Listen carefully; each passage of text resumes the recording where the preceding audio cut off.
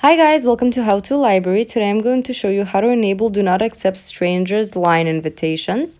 All you have to do is first get to where I am right now. For you to get here, as you can see there on at the bottom of the screen, there are 5 icons. You have to click on the bottom right icon that's in the corner, the me icon, and that will bring you to right here.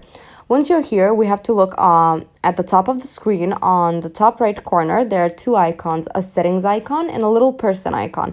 So we're gonna need the settings icon. Once you get here, as you can see, there are a lot of options, but we're gonna need to click on the privacy option. Once you're here, you have hide location, hide your online status, hide your recent active time, do not disturb from strangers, and then you have do not accept strangers line invitations. And all you have to do is flip the switch, and that's about it. Thank you for watching. Do click the like button if this video helped you, and subscribe to our channel for more helpful videos. Bye guys.